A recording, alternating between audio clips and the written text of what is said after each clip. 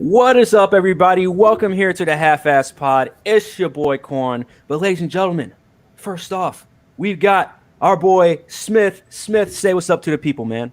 What's up, people? It's nice not being the only one without a hat now. So, speaking, No hat speaking, gang. speaking of people without hats, everybody, welcome our special guest here tonight, Mr. Jake. Jake, say what's up to the people, man. Welcome to prime time, bitch. Shish. Oh Good to be here. It's good to be here. Y'all done messed up though. You got a super fan on now. Pretty big, I can talk about all of it. Freddy Krueger impersonation. I like that. I respect that. But ladies and gentlemen, we have last but not least, ladies and gentlemen, we have the author, the creator, the editor, the end all and be all of Walter Paisley Cafe, but not just Walter Paisley Cafe, ladies and gentlemen. Also, Spadow, Mark Plaid. Ladies and gentlemen, say what's up to Mark. Mark, say what's up. Can you hear me? Yes, absolutely. I am experiencing some sort of weird echo. Uh-oh. All right. Can you hear us now? Yeah, it's more like a delay. Okay. All right. Yeah. Well, ladies and gentlemen, we're trying to get our technical stuff fixed. We tonight are going to be reviewing A Nightmare on Elm Street 5: Dream Child. Now, this movie pretty much takes place after, I want to say maybe not right after 4, but a little bit after 4, and it pretty much is surrounded by Alice. Alice finds out she's pregnant about how long into the movie? About 20 minutes into the movie. It's a very weird. This movie was very weird, but then again, we're talking about Nightmare on Elm Street. So when is the movie not fucking weird? You know what I mean? So Freddy Krueger is pretty much terrorizing Alice and all her friends, and Alice is also pregnant. So this has a really, I wouldn't even say dark turn, but crazy turn with it. I can't tell you. I mean, Mark, maybe you could explain the plot of this movie better than I can, because I was very confused. I'm not gonna lie, I got halfway through the movie and I was very confused as to what exactly Freddy really wanted from Alice and this baby. Could you explain just a little bit more of what Freddy's intentions were in this movie? Well, I might be as confused as you, but oh, thank God. Because what I think, and of course anybody can correct me while I try to meet this out. Freddy wanted a way to come back, so he was using Jacob as a conduit, because apparently fetuses can dream in utero. So he was able to use the dreams of Alice's fetus, which apparently was going to be named Jacob. And, they telegraphed that with the mysterious boy, visiting her hospital room, things like that. So, I think, this movie has a lot of layers. I really think that there's a lot of there's social commentary going on. I think it's allegoric in a lot of ways. Now, mind you, this is a script that was originally written to be the third part, and then they went with the Dream Warrior script, and then picked up the author. What was her name? The screenwriter. And her name was Leslie Bowen. So Leslie Bowen, wrote this. I'm sure maybe she had a treatment. I do have to wonder, though. I think, speaking allegorically, I do think there was a lot of things going on in the film that was definitely coming from a woman's perspective, However, the director was Stephen Hopkins. So Stephen Hopkins directed it. Leslie Baum was the screenplay writer, and in a way, I can't help but wonder if there was a bit of mixture going on there between what the director wanted to tell and what the screenplay author wanted to tell, the screenwriter. So, because sometimes I think some of these messages that were kind of part of it. Now, mind you, they weren't hitting us on the head. I mean, in a way, every story, every film, there's some sort of sense of allegory or statement in it, even if the author is unaware of it. So, and I also can't help but think of the times. It's 1989. We've definitely in America become, what we all think of the 80s, but we're looking at the end of the decade here and what comes next.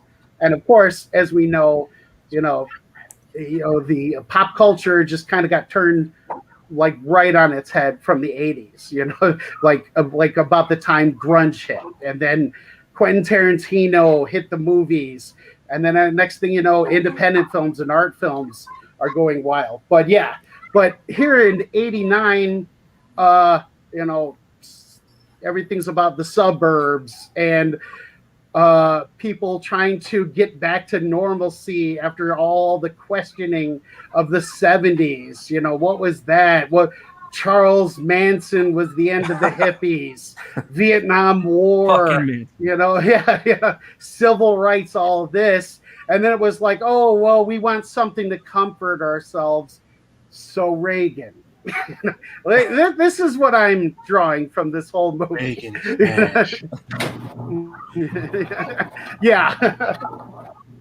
But in this movie, could you say that this movie, because that's interesting what you said about 3, about the fact that this was supposed to, the original plans for this movie was supposed to be take the place of Dream Warriors, which I mean, I don't know how it would feel if this was the third one and then Dream Warriors came after.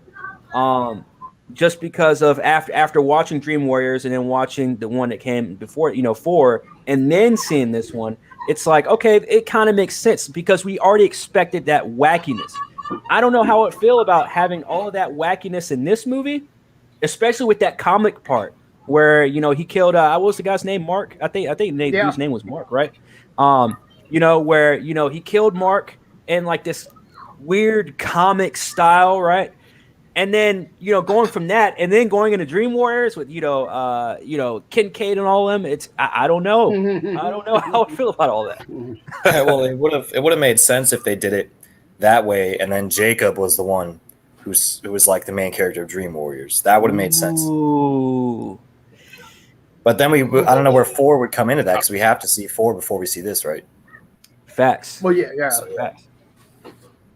Facts. Jake, what about what did you think about this movie overall? Like, what was your thought after seeing, Dream Warriors, and then I forgot what the last one was called, but after seeing Dream Warriors and then Nightmare on Elm Street 4, The Dream Master. Dream Master, yeah, and then going right into Dream Child, which, by the way, before I even watched this movie and I saw some of the pictures, I saw some, well, not the pictures, but I saw some of the posters, and I'm like, oh my God, we're in for, I have no idea what the fuck to expect in this one. But what was your thought, Jake? Lots of good ideas. I love the idea with the child. What Freddy was doing, he's basically taking the souls of victims and putting them into her the child she was pregnant with, so he could like create, as a sort of a new Freddy or just some kind of evil babe.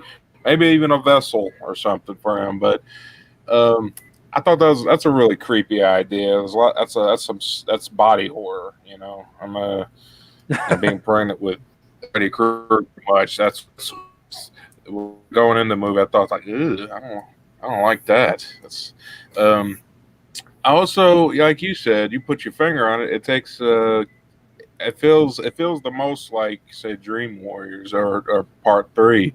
It's got some some cool action. It's not so much a straight up horror film like the first one and the last one was. It's more like kind of it's more goofy. Like Freddy's hilarious in this movie. Like he for real like kills a chick by making her eat food, and he says his catchphrase. I think it's like it was a prime rib, bitch, or something. And it was That's very how you are what you eat. overall. I like you are what you eat, bitch. I love. Otherwise, yeah, I love it. As far as the early Freddy Krueger movies we were getting back in the day, I did enjoy it, but I'll also say that it's not one of my favorites either. My favorites being the first one, the third one, and Wes Craven's New Nightmare. Which I have But yet it's still to a good one. It's a good entry. Yeah. Oh, you're in for a treat. Yeah, I mean, this fifth one, man. This, like you said, I kind of agree with you on. I wouldn't say it's one of my favorites because it's not. I enjoyed 3. I enjoyed 4. 2 was a bit weird after seeing the first one, but now it all kind of makes sense. After seeing this movie, all the other Nightmare on Elm Street movies make sense now of how wacky, weird, crazy, sometimes scary, right? How they are. And, when watching this movie, I wasn't bored. I can say that. I was never bored, not once in this entire movie. You go from the very beginning where it was just full throttle. I mean, I think, pretty much like, at least I'll start off with this one. My favorite death of this movie, it was one of the ones at the beginning where, the boyfriend Dan, right? Where he's driving and then he gets into that motorcycle and I'm thinking that he's really dead when he's riding on that motorcycle, but then it flashes to where he's still in that truck or in that car and he drives into that fucking semi. And then Alice runs out of the fucking restaurant. She has that little nightmare, that little flash of nightmare, runs out of the restaurant, running towards the accident. And then the driver, he hops out of the truck and you think it's Freddy until the camera kind of gets closer to it and you realize, oh, it's not Freddy. It's some weird fucking dude. But they try and, you know what I mean? I don't really know the term for that. But they tried to like kind of make it seem like it was Freddy at first, but you obviously know it's a trucker and he was just stressed really long. But Smith, I'll start with you. What was your favorite death of this movie? Yeah, I'd have to agree with you. I mean, that was definitely the best one, especially the special effects they did on that bike and like, oh man, yes, he was like turning into it or something. Tops every other death in it. I mean, how many other ones were there? I guess there was the girl. Not many in this one. Yeah, there wasn't that. Not a high kill count, but the ones that they did do, aside from the comic book guy, were pretty good. I really wanted that one chick to die who survived at the end. She was so annoying. I just wish. Like, why couldn't Mark have lived? I feel like it's like a running thing for like, I understand it's supposed to be a horror movie. I get it. But every single movie, it's always someone that like, I don't know, maybe it's just because we're watching this literally in like like week after week after week. So it's just like, it's everything so fresh in our minds, right?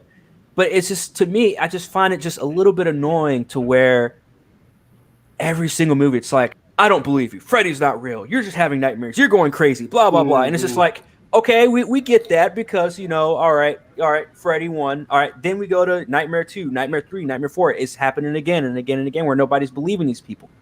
And I'm like, all right, when does this shit end? Because all this shit happens in pretty much the same fucking town, right? And, and it's like, I know it's fiction.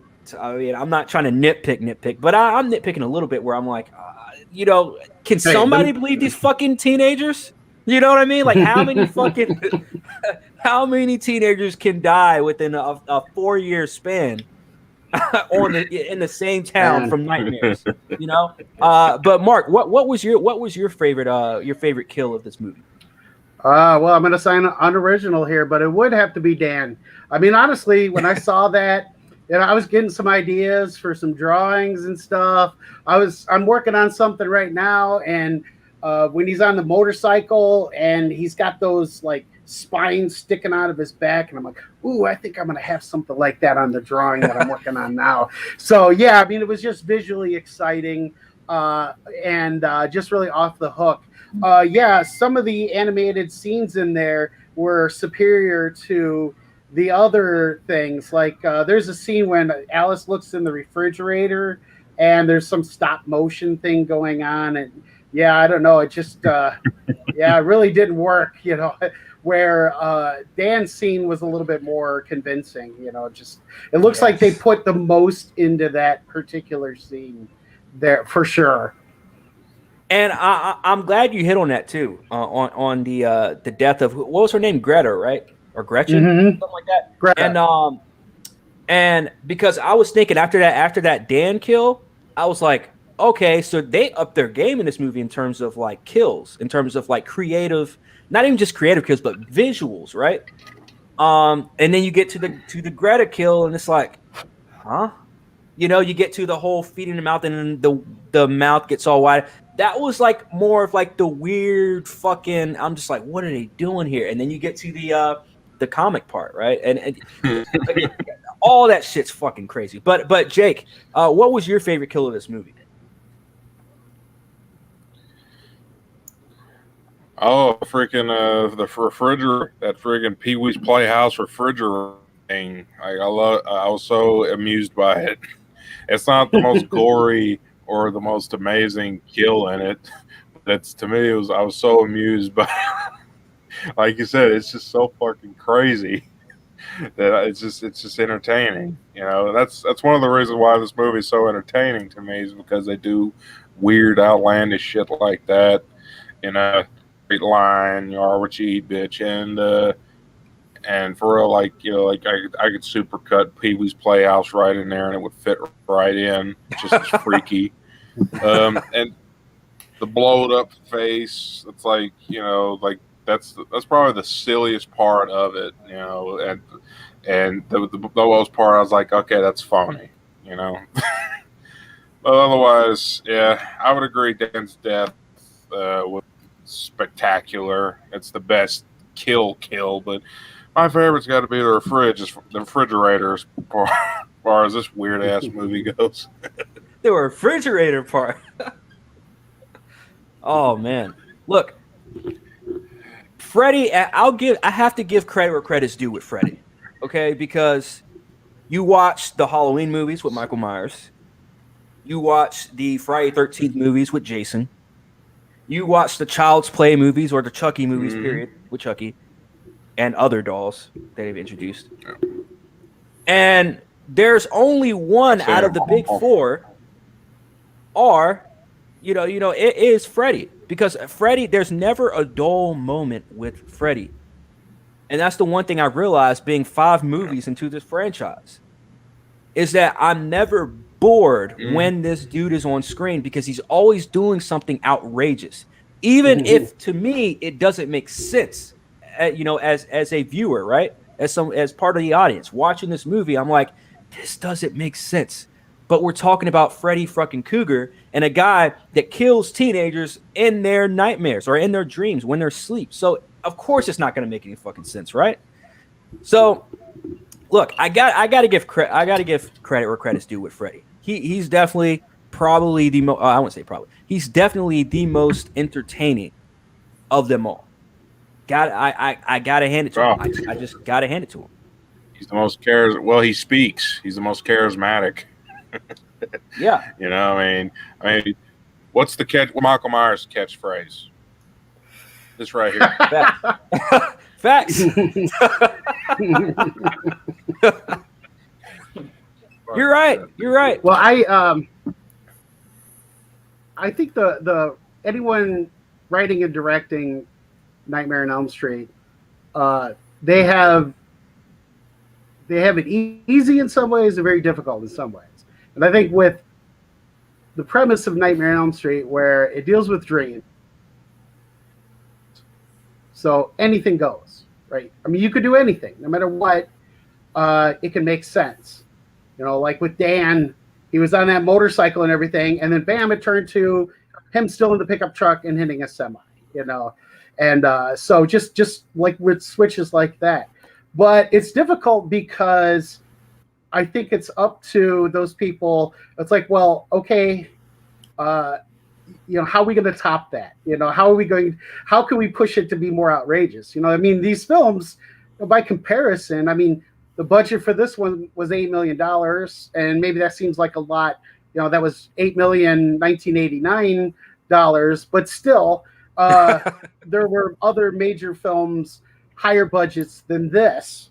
So to have to write to the budget is going to make it difficult to top what went before. But the pressure is on for that, because you can always say, hey, you're in a dream world. You can fucking do anything. So what are you going to do now? Facts. And that's where the fun part comes in, right? Dream girls and just blowing shit. I'm talking about Dragon Ball Z blowing shit up. I'll be Freddy Krueger. I'll be Freddy Krueger. If I had complete control in my dreams, I would totally be doing Freddy up right now. But in terms of this movie, though, we have to sit back. I wouldn't say sit back, but we have to look at the grand scheme of things, right? We're talking about, in this movie, we have a newborn baby in a nightmare. I mean, we see this in the first 20, 30 minutes, right? Where this newborn baby pops out and just starts running towards a fucking door. I mean, there's a lot in this movie. And I'm not saying in terms of the kills. I'm not saying in terms of, not even in terms of like different events and how and what leads to these people's deaths, right? But in terms of story, it is very important to still have a clear picture. This is the first movie of this franchise that I've watched that I could not tell you what the plot was. I mean, I tried saying what the plot was at the beginning of this stream, and I could barely fucking do it. You get 20 minutes into this movie, you're like, what is this about? Like, what you get a little bit of what it's about, but what exactly is this movie about? And I thought that maybe it would all make sense at the end of the movie. It didn't. It really didn't. Nope. I'm still sitting here dazed and confused, like, what the fuck did I just watch? And not necessarily all in a bad way, but not in a good way. And Mark, I'm sure like exactly, how was the reception of this movie when it came out? Were people wanting more Freddy? Were people like, or were they like, whoa, this is probably the best one so far? Well, critically, it didn't do very well. As far as the fans go, I'm not really sure, but as I often say, the numbers speak. So the film made just over $22 million, which is just under $2 million short of making 3 times the amount of the budget. But mind you, too, we're talking domestic numbers here as far as the 22 million goes. That doesn't include the at the time VHS sales, and then and then international sales and whatnot. So either way, people went and saw this movie, and it was enough for them to make a couple more over the 90s. So yeah. But yeah, I don't know. As far as the way the plot runs, this is where I really wonder. I have to go back to the conflict between what maybe the screenwriter wanted to say and what the director was trying to say, because like I see this overall thing about A Nightmare on Elm Street, right? I mean, Elm Street's in the title, right? And that's white picket fences, suburban, neighborhood, living the American dream, and all of this.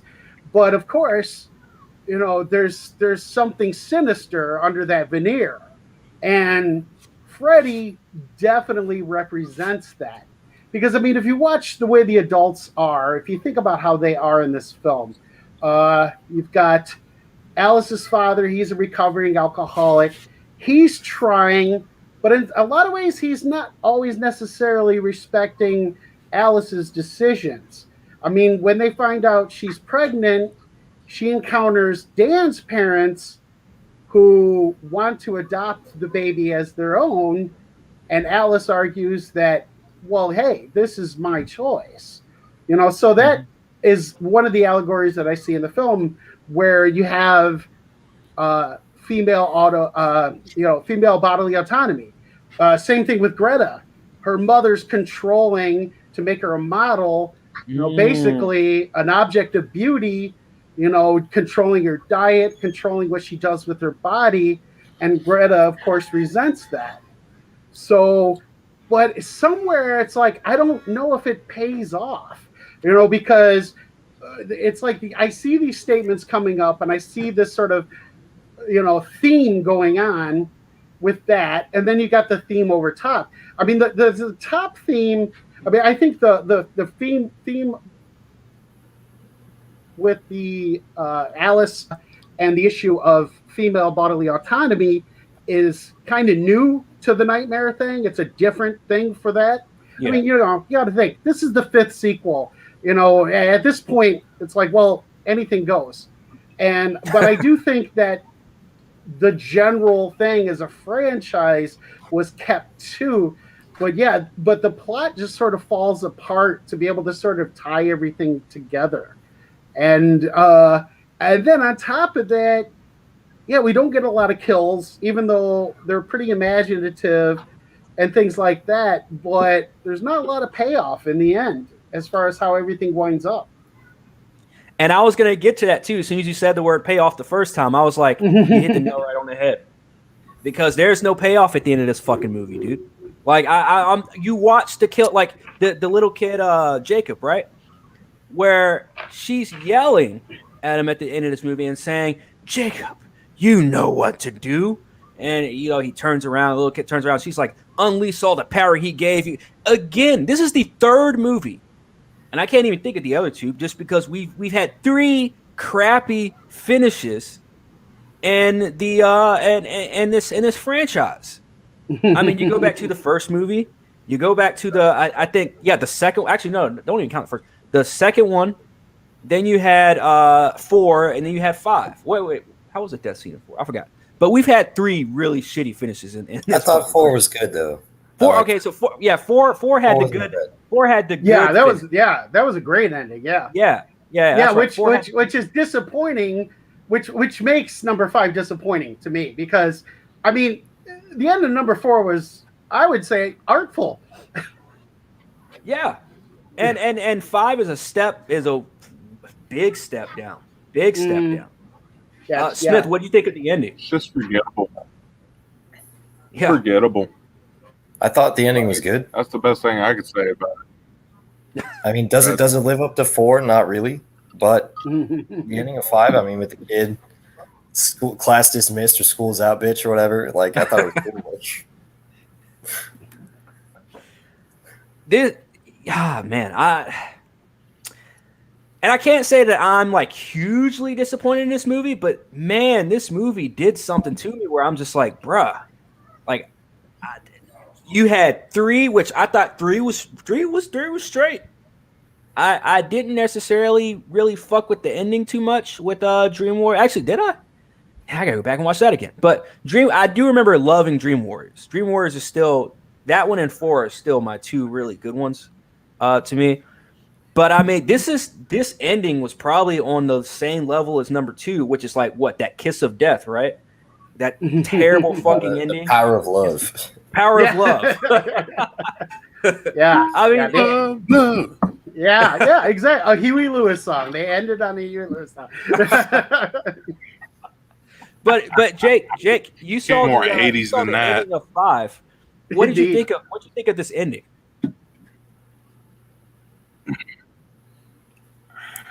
It's forgettable. Like, that's the thing. To me, the ending is just like the rest of the movie. It was forgettable, and like I said, not bad.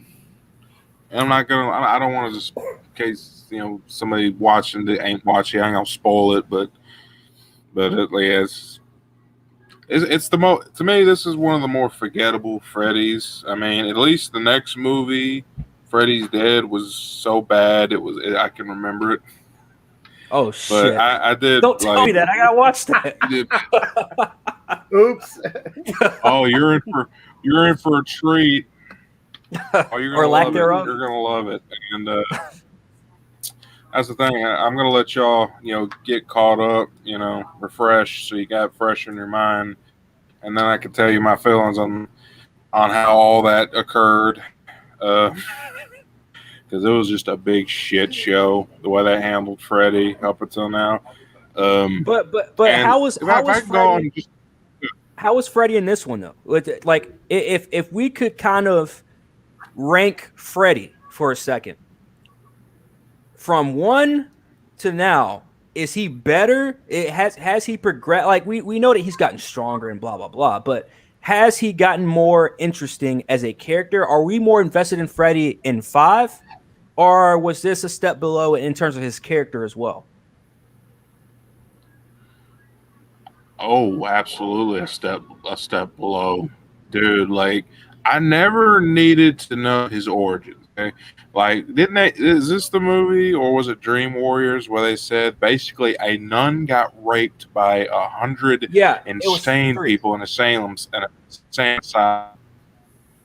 Because of fucking course he'd be the love child of 100 crazed rapists. Oh, I didn't need that explanation. There was that quote. Does anybody remember that? I think it was in number 3, something like the child of 100 maniacs or something like that. It was just, we talked about how cool that quote was. I can't remember which one though, which movie it was in, but I don't know. I would just disagree with Jake on Freddy.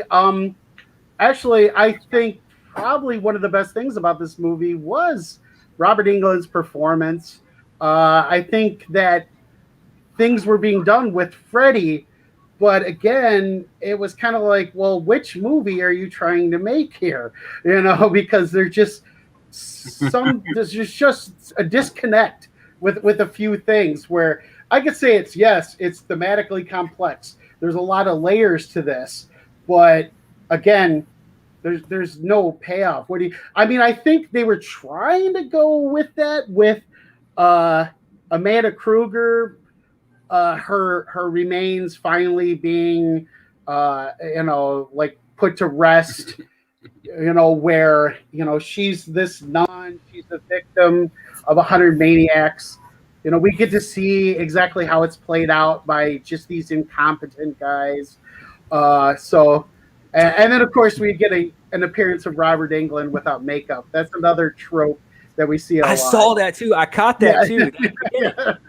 In that little room thing they're in where she was walking around, and I was like, "Is that supposed to be Freddy? Like without before?" I don't know. I still don't know.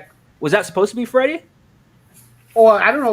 It was Robert Englund. So I know it's Robert. We know who. It was just some sort of What's that? Yeah. We know it was his dad because apparently that guy was the most potent. This was his seed was the most potent, or at least the fastest. Yeah, I thought the same thing. Holy shit! Yeah, because he got the looks of the Robert Englund guy. Yeah. Oh hell! I gotta look that up. But let me tell you. Let me throw this at you, Mark. Yeah, look up. Let me tell you. Let me bring this up to you, though, Mark. I mean, I can agree with you that there is definitely. I feel like there are a lot of good ideas in this movie, but I don't think they really come together. And that's the problem. This movie's just a mess. It's just a mess of ideas. Like this is the first draft of a script, and they didn't have time to write a second and third and get the fucker edited. It just went straight to film. That's how they did these movies back in the day. And then. And then when it comes to and as far as me, when I say that the quality of Freddy's character has deteriorated to this point, I still don't. To me, he was scarier when I just knew not when he was just a normal fucking guy who just started killing children because he's a sick fuck. The parents got together and murdered him, burned him alive, and then he starts. The children start having like the first movie was the scariest Freddy. Period. That's the scared I was of Freddy, you know, and over time it just got less scary and less scary because we get more familiar with him. He becomes a more wisecracking character, you know. He's like, instead of being scared, like what was her name? The main character of the first Freddy. Nancy, right? Yep. Nancy. I cared about her. I didn't want to see her die. I didn't want to see any of those characters die. Those are actually some of the more down to earth characters they had. They were just kids, you know. And but that was back to a horror movie instead of just a slasher movie. I go to see a slasher movie to watch teenagers be murdered in creative ways. But I felt like that's what I meant by the drop in quality. Freddy actually used to be scary, and I actually used to care about. I didn't want to see these characters die. The nightmares were like genuinely scary, you know. And over time, it just got sillier and sillier, and now we're at Dream Child, where literally we're trying to explain the origins of a child murderer who appears in your dreams and murders you. We're trying to explain that. You see what I mean? True. Oh yeah. True. Oh yeah. This is how far the ball's gone. I mean, oddly, I can't disagree with any of the points you made. I mean, you know, we're here at 5 now. As far as where my position was just strictly based on Robert Englund's performance and some of the visuals involved. I'll still but mind you, but I can see what you're saying, because Freddy. You know, the bar got lower. You know, you're at 5 movies at this point. So, you know, it's kind of like, oh wow, you know, because again, franchise. I mean, yeah, we had a lot of sequels and stuff in the 80s, but Corn and I had a discussion before we went on the air about kind of how franchises are sort of in mind a lot these days with these blockbuster movies. We're going to have a universe. Yes. We're going to have a trilogy, things like this. No doubt. Yeah, and then hands change often. Now, but I'm not, you know, but then again, I'm not arguing that, oh, you have to be completely fair, right? Because they're making the movie and they're putting it out there. And regardless of what happens, they do still, you know, have to do a good job. You know, it's like, yeah, we're a sequel. What came before does go. But yeah, I think you have a point, Jake, where, you know, he paled, you know, in his scariness and things like that.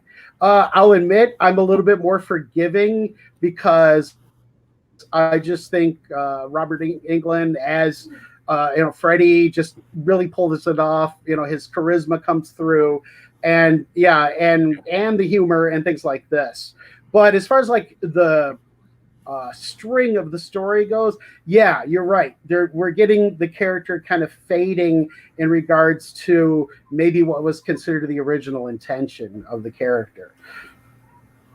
Smith, what did you think of Freddy? You know, his progression in this movie, or lack thereof? Progression just in this film, or the whole all 5? Well, in this film, did he progress in this film, or was this a step down?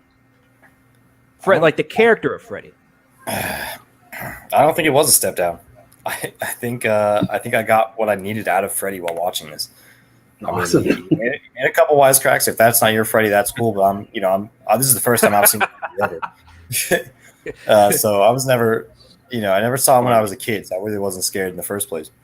But yeah, he killed people creatively, like you said earlier, Jacob, or welcome to Primetime Bitch, however you want to go by. You go to these things, teenagers die in creative. Jacob's good. We go to these things to see teenagers die in creative ways. So I don't really give a fuck about Freddy's character, you know. As long as I see some people die and we see some tits, because that's a mandatory in a slasher film. I think that makes a good Slasher. Slasher. I forgot to mention that. We saw those first 4 minutes, so that was like, we're already on a good track. We're already on a good track. Now, Smith, it's funny you bring that up because, I was thinking this while the scene in the shower, especially when she was the water level was going up, and they had her through the window or the door, the glass window, and I was like, I don't think that's her body. No. But I sat through the credits, and she had like 3 body doubles. Yeah, that first one though was an obvious stunt double. I'm like, she doesn't look like that naked. Happens a lot. I had to, dude. Like They'll get a porn star to come in because they're more comfortable doing the nude scenes. Yeah, like I was thinking to myself, I was like, and I don't know, it's subjective, but the body behind the glass, and they kind of did better. I don't know how to say it without like shit, but it's like I'm like, that's a little too sexy for I'm horrible. Cancel me. Now I want to get to the part, guys. I want to get to the part for you guys now to share what you guys would have done better. Now I know we did some praising. We also did a little bit of complaining and nitpicking. Now I want to know ultimately if you're in charge of this movie, if you had one thing to fix, the one thing that bothered you that you would want to fix the most, what would it be? Smith, I will start with you. All right. I guess two things. So first, when she's walking through that park and I guess she enters the dream state or whatever, I would have, I don't know, maybe seen like some weird like screen effects, like make it wobbly. I just didn't know what the fuck was going on. I was like, oh, it's nighttime now, I guess. I don't know. They don't explain that she can just jump into dreams. I'm like, what the fuck's going on here? And then the second one, Freddy's down in the pit with the 100 crazed maniacs. He turns into tarantulas and they start crawling up the walls and they fall into her jacket. And that scene where she's trying to stomp them out is like the worst thing I've ever seen. Like there's 3 of them and she's stomping like the same spot over and over. Well, yeah. I'm glad you brought that up because honestly, what went through my mind, oh no, I hope no tarantulas were hurt. And then when I saw her, I'm like, okay, they weren't hurting them, but I was worried. I was worried about the little tarantulas. Like maybe she got one of them. They're adorable. I hate spiders. Yeah, that's about it for me. I can't stand I movies. love spiders. I think they're adorable. Oh hell. So Jake, I want to throw it over to you, man. Oh, you got arachnophobia? So I want to throw it over to you, Jake. If you could fix one thing in this movie, the one thing that bothered you the most, what would it be? Product value, 100%. That's the big one. This looks cheap. It's simple. It looks like the filmmakers were in a rush to get it done to meet a, it's got to be out before Halloween, right? All the kiddies see it. So production value, number one, it's even back then, it's hard to make a movie for $8 million, especially with the kind of, elaborate special effects a Freddy Krueger movie required, And it kind of makes me forgive it a little more because the filmmakers were kind of I got to get this movie done at breakneck speed. We can't, they didn't have time to write more drafts of the script and get it refined, or maybe they didn't have the money to, like, I mentioned the girl whose her face was like expanded from stuff on her face and all that. So it's funny. I was entertained, but it looked so cheap. It's a cheap special effects, and that's the thing. Production value means they would need a more budget. $20 million would probably have improved production value so much more, I would and have then liked some to little have seen time that. to cook. But $20 million in 1989? That would have been awesome. Oh. Would have been better than what it would have been better, at least a little better than what we got, because that's a lot of the problem with the movie. They knew that the key budget low and they'll make more money. And that's something I wish modern movies would actually do now. Maybe if they didn't spend hundreds of millions of dollars on a fucking movie production, maybe they'll actually make some damn money. But back in those days, it's like the brand of Freddy was so big that apparently they thought they could just throw out any old thing and it'll print money. Like you said, this did not make that much money. This was actually the second to what was intended to be the last movie with Freddy's Dead. In fact, they were pretty much going to just end the franchise there. They're like, well, we've lost steam. We're gonna, we done kick this dead horse long enough. But I'm segueing. I could talk about the whole damn franchise. But production big, another 10 million. God damn it. Okay. So there. Okay. So Mark, what about you? If you could fix one thing in this movie, what would it be? Well, wow. I think big picture would have to be a more coherent plot. I don't know exactly how that would look, but I do have some ideas in the sense where I think some things were put out there with some of the statements that were being made by people's bodily autonomy, things like this. And then, it just I think it just culminated into Amanda Kruger. And yeah, I think it just, like Jake said, I just think it was a mess. Smaller picture, more bodies, more dead people, more kills, something more sensational, I guess. Yeah, that kill count, man. I thought, again, the kills were creative. It's just visually, like, I'm definitely sure on paper, you write this movie on paper, most of it sounds good, right? At least the kills sounds good. Freddy, it's all Freddy. He's feeding her to death and blah, blah, whatever. I get it.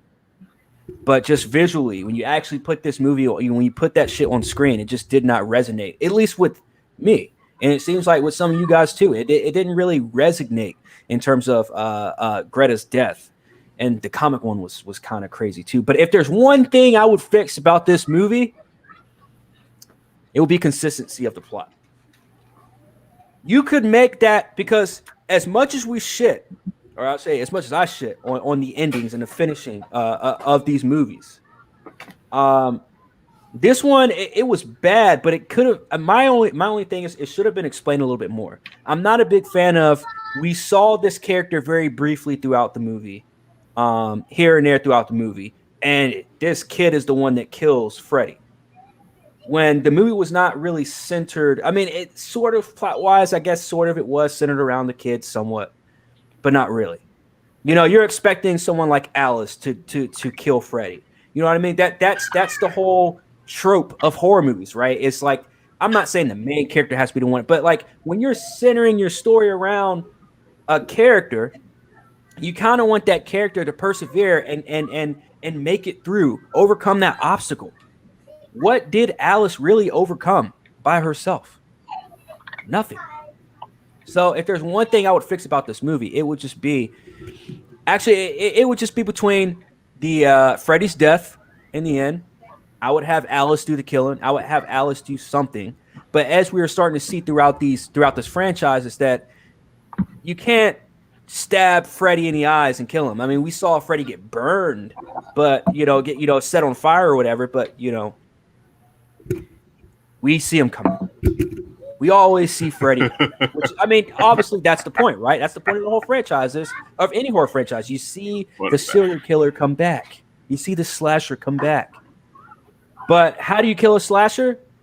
As we stated earlier, the power of love. What was another crazy one? What was the one that was in? What was the death scene in 3? I think that was another crazy one. Or hell, even one where it's just he just fucking disappeared out of nowhere when the dad showed up, and I'm just like, bro, how did they create a sequel to this fucking movie? How did people love the original? Like, I liked Freddy in the movie, but that ending is just like, what the fuck? But anyways, A mind fuck. yes, definitely. uh, now we get to the fun part, right? And that is the grades. And I'm very interested to see what you guys are going to grade this movie. Mark, I'm going to kick it off with you. I really want to know what your grade for this movie is, especially after you graded the last 4. So, A Nightmare on Elm Street 5 Dream Child, how would you grade this movie? I really wanted to give this movie a higher grade. I grade high.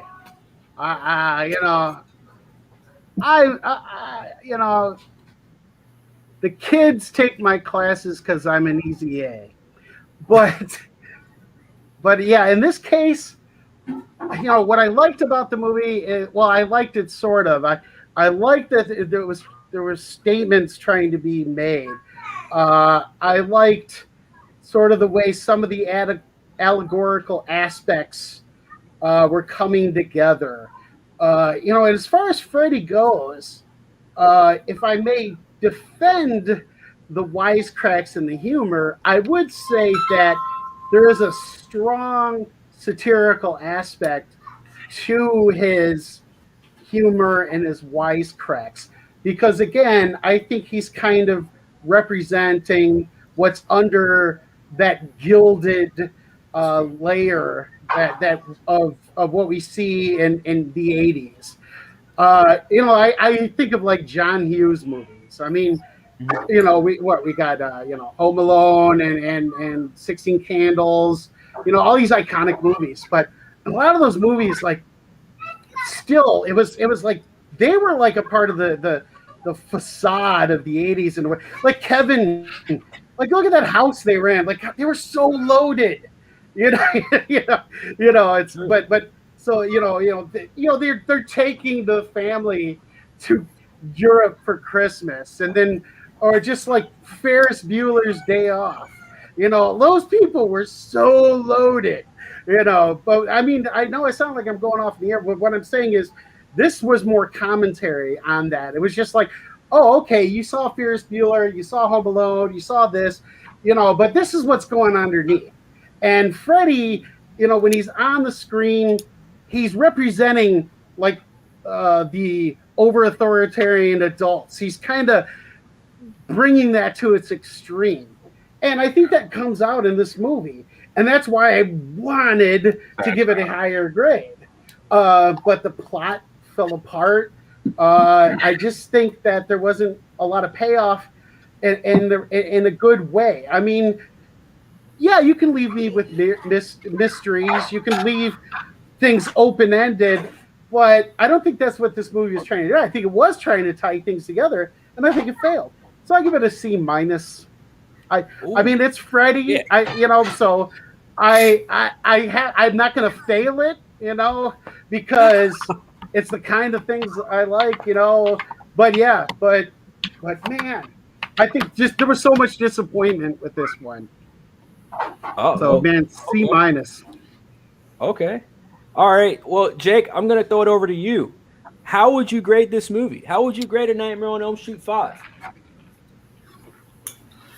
All right. So we'll go on a little tiny spiel, a little tiny rant about it. Overall, Mark really definitely put it into perspective too, because there's definitely a lot of the humor is satire in the Freddy, the later Freddy movies. There's definitely satirizing something. Like at one point, don't they bring up a Nintendo? Now I'm playing with power. Like there's always a little satire there. And the movies at the time too, like the comic book death in this movie, that was satire of comic books.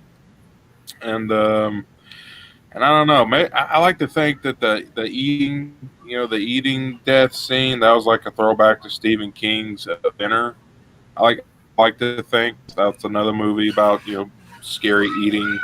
in Wait a minute. Stephen King's what? but overall, it's thinner. Oh, never seen it. I Oh, guess I dude, gotta see it. that's another. That is a good one. Yeah, you can check that one out too. It's a good one.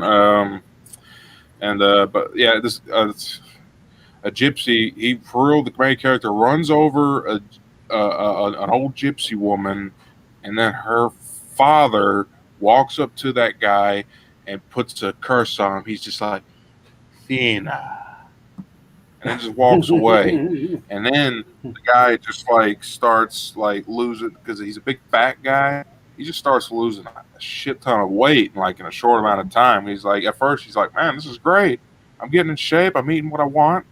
Then he starts getting really unhealthy, skinny. Like he's starting to like just like he's dying basically. Really? Like he's going to shrivel up into nothing. And it's pretty gruesome. Like, and then he's sort of like the more he eats, like, but it's nothing. Like he's shoving down food, trying to put weight on, but it's no good.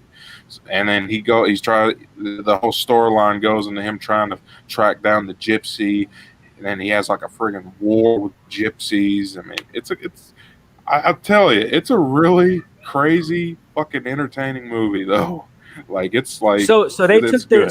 the dinner scene from this one, and like you said what, like a montage, sort of kind of a satire, it's satire. kind Okay. of throwing shade at that, because that's what Freddie was doing at the time. A lot of its sense of humor, Freddie's sense of humor as a character was just sort of kind of, making fun of culture at the, like he'll poke fun at the culture at the comic books and what was something else? Wasn't there like a weird ass surf commercial on TV and he put a guy there and Freddie was a park or something? I don't know. I remember something. Like, anyways, I'm getting way off topic. I'm sorry. This is how my brain works. Overall, it's still a fun movie. If you're binging Freddy Krueger, which that's what everyone does nowadays, you'll get a kick out of it. Granted, it's nowhere near one of my favorite Freddys. I like the scarier Freddys, and I like Dream Warriors. Dream Warriors was one I thought was really fun. I'll give this movie a very fair C minus. I like my C. But Mark gave it a C. I thought that was me being like petty. Like, here, take a C minus. That's all you get. I'll say I never gave you.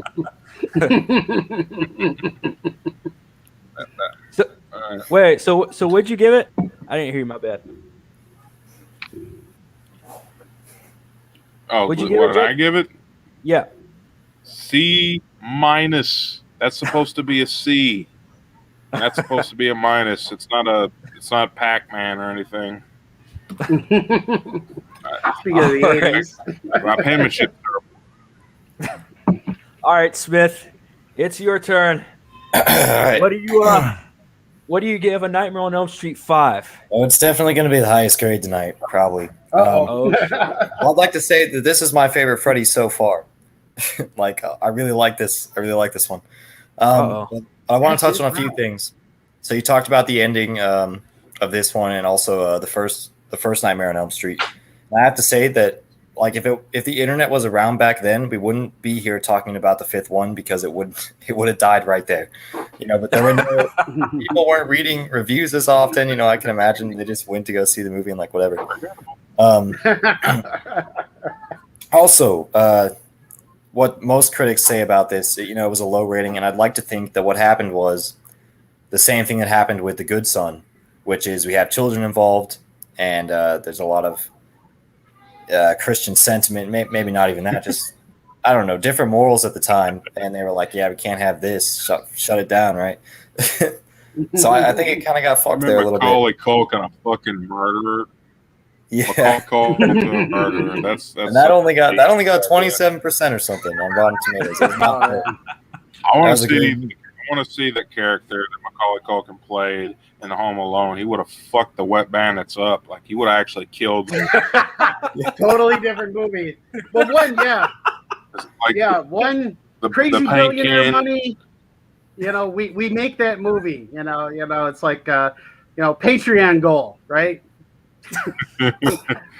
Well, they already met. It's called Ram Last Blood. Oh, really? Well, yeah, I wasn't aware of it, but yeah. So Oh yeah, you gotta watch that one. It's real, just like that. Smith. So it got fucked by critics, and the only thing good they had to say about it was that the special effects were good. To me, this is not the best looking Freddy. He doesn't look slimy. He looks kind of dry. Like I don't know. They could have done better there. The motorcycle scene, the car stuff. He used his own arm as a seatbelt. That was good. And the budget thing, you can tell they dumped too much money at the beginning because like the farther you get, the lower the production quality really is. Like it just sort of drops off. But yeah, this is getting an A- for me. I think this is by far the best Freddy I've seen so far. And you guys talk shit about the plot. I didn't have any problems with it. I thought it was good. This is like creative idea. I really like this movie. I can't exactly say why, but going I respect you for that grade. Stand your ground. Hey, I second that. No, Smith. I'm a I respect question you. it. I'm going to question that because I mean, it's never mind. A minus. Never mind. It's your review. Look, You do Smith, you, man. I agree with you. A on minus special down effects my road. where as the further the movie goes along, you can tell that they started running out. I wouldn't say running out of money, but they started being more cautious with their money, right? In terms of special effects. However, I will say at the very beginning, you saw that effect. Now, again, we're talking about 1989, right? So maybe that was the best they could do, where she jumped out of the shower or where she got pushed out of the shower, and you saw that weird. It just looked so fucking weird to me. Like the water where she came out and it was like that black screen and she was like fell out of it. Again, we're talking about 1989, so I don't know. Maybe that was the best that they could do with in terms of special effects. But I felt like it was all that was practical kinda, effects and stop motion. Yeah. Yeah.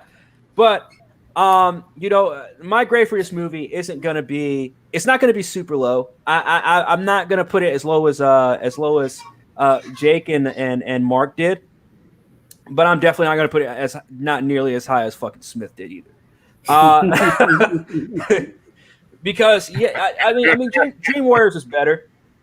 Although I thought the ending of Dream Warriors was kind of crappy a little bit, but I still enjoyed that one. I think that was the one that I still had the highest. That between that one and 4, I think I had the highest grades for so far. This movie, it hit well in terms of I'm interested. It is kind of fun. But there, at times throughout this movie, it kind of took me out of, is this a horror movie now, or is this like a comedy / thriller sort of thing? Like, not once in this movie where I was like, wow, now this is creepy. This is scary. It's just like, what the fuck is this? You know, I kept having that feel throughout the movie. But at the same time, I was still entertained. It was kind of like watching a Fast and the Furious movie. After the first 3, right, where you're like, I didn't really like enjoy the plot. There's a lot of holes in this movie, but I was still entertained throughout the movie, so I can't really shit on it completely because at least that's what they're trying to target with. And I want to go back to, I believe it was either Jake or Mark. One of you guys touched on this about the era that this movie was in, right? Where I think it was you, Mark, that touched on all these movies that came out in the late 80s, early 90s, like that whole era of, the Home Alones and the Ferris Bueller Day Off, those movies like that, to where we're starting to see the dark side of that. Because again, this movie compared to those is very fucking dark. But you remember where, and then touch on what you said, Smith, about how the critics gave this movie such a low score because it touched on the subject of kids. It involved kids and stuff like that. Let's go back to Batman for a second. Batman 89 and Batman Returns. You watch those little interviews of kids on some of those talk shows that talked about Batman Returns. that's why Joel Schumacher had to come in, and they hired Joel Schumacher and got rid of Tim Burton because they didn't want Batman to be as dark. And then we got the whole acid trip of Batman's, which was Batman Forever and Batman and Robin, which I still somewhat enjoy those movies, but they're not nearly as good as the first two, obviously.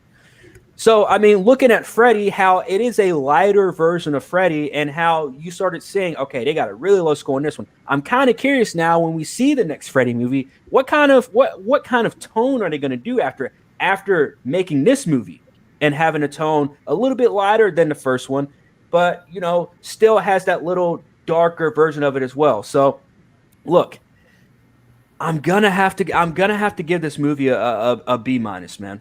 I got to give this movie a fucking B-. I mean, it's average, when it comes to your slasher horror genre. It's your average at best. It's mediocre. That's what I'm gonna have to say about this movie. A Nightmare on Elm Street 5 Dream Child is a mediocre horror movie. That's what I have to say about this movie. I want to say shout out to Kavari. He says, "What up, Night Sister?" I don't know what Night Sister means, but what's up, man? I don't know. You got that? No, he says, "Who got that joke?" Is it a I didn't get that joke. Mode reference or what? You say that, Smith? What'd you say? Depeche Mode reference? I don't even know. I have no idea. But what's up, Kavari? Make sure you join us on our next stream as well that we're going to be streaming here in a few minutes. But yes, so that is our review of Nightmare on Elm Street 5 Dream Child. Do you guys have anything else to say about this movie? Look, this movie was good, but it wasn't great. It wasn't even nearly as great as Dream Warriors to me. I have a bit of trivia. Okay. There was a scene where the camera was panning. I think you might be able to confirm or deny this. I think it was the beginning of Mark's kill, where they panned across the TV, and on the TV it was real quick, but it looked like it was one of those Maury Povich, Jerry Springer, sort of kind of movies where they have people on a stage and the audience goes, "You know what you need? You need to get a jab." So, but it was a band, and somebody said something, and they said a snarky comment. One of the people in the fictional band, because it was just some fictional band, was Ted Nugent. Ted Nugent had a very brief cameo in the film. Really? Yes. I did not. That's wild. I did not notice that. That's interesting. And I like when they do that. I like when they do like these subtle cameos too, where it's not like, look who we have in here. It's just a very subtle fucking cameo. I like that. I think it was a good setup to Mark, because I think the whole thing with him with the comics, there was a lot of moral panic going on in the 80s about comics. These are satanic, they're terrible. Pat Robertson shit all over him, and people used to actually listen to that Mummy back then. So yeah, just definitely a bit of what I thought was decent satire. I know I only gave it a C-, but I thought that was generous, given the way, because like I said, I could have failed it, but there were just some things that really stood out, that I liked. You're right. That was a pretty generous grade for it. Kavari says Star Wars Clone Wars. I guess that was the reference. Okay, yeah. I've only seen like 3 episodes of Clone Wars. I kind of tapped out after like halfway through the first season. I'm working my way through. You say that again? I said I'm working my way through Clone Wars. I am still on the first season at this point. So yeah, I started like 3 months ago. I got halfway through. I tapped out, man. I had to tap out. I was like, I can't get into it. Yeah, that last season's worth it though. Really? Cool. Yeah. Yeah, well, I'm binging him with my roommate who can't. Can I skip it and go to the last season? No, I don't think so. Yeah. Kavari says he says never seen a Nightmare on Elm Street 5, or maybe I just don't remember watching it. Uh-oh, that goes back to Jake. I don't know, but you should definitely watch it, man. You should watch the entire franchise. That's what we're doing, man. It's very interesting, and it's also fun at times. Just 5 was just something else. It was still fun to watch, but it was. Yeah, I guess I'm the bad guy here. I do got a little. No. Look, it's a good fucking film. It was good grade, Smith. I still say it was a good film overall. It's just the plot holes just really took me out. Like again, I don't even say it's plot holes because Smith, you understood it, you got it. But to me, it was just I was just like maybe I'm not. I don't know because I literally sat down and paid attention to the movie too. I was just like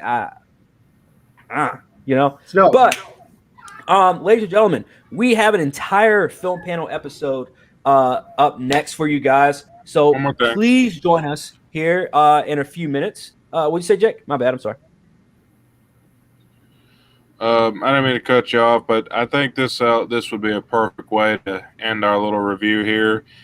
This was Stephen Hopkins, the director's quote, after years after directing this movie. And Stephen Hopkins is a good director. Like for instance, he directed Predator 2. That's a great fucking movie. I liked it. Anyways, he said he had this to say. He expressed extreme disappointment with the final product, stating that it was a rushed schedule, like I said, without a reasonable budget, like I said. It shows. And after I finished it, New Line and the MAA came in and cut the guts out of it completely. Censorship. What started out as an okay film with a few good bits turned into a total embarrassment. I can't even watch it anymore. Unquote. That's actually really sad. Because make films by committee. That was the director. So this movie, that was Stephen Hopkins, verbatim. And that's sad because I was shocked to read about that. I didn't know that until today when I started kind of refreshing myself a little bit behind the scenes, and I was like, damn, this movie could have been really good. At first, I thght you said Stephen Hawking, and I was like, what the fuck? That great commenter of Stephen Hawking. I was like, this dude. Our director watched. But yeah, thank you, Jay. And yeah, like that's honestly that explains everything. You know what I mean? Like the director pretty much says, "Hey, look, the studio came in that they gave us a limited amount of time to make this movie, not enough time to make this movie, honestly. And then once I finally make the movie, they came in and cut it like other Hollywood production studios always do, right? With big budget movies, they come in and just fuck everything up." But yes, ladies and gentlemen, that is our review of A Nightmare on Elm Street 5. Please join us on our film panel here in a few minutes. I am me. This is Smith. We got Mark Plaid, and we got Brother Jake. Ladies and gentlemen, we are Half-Ass Pod, and we are OU.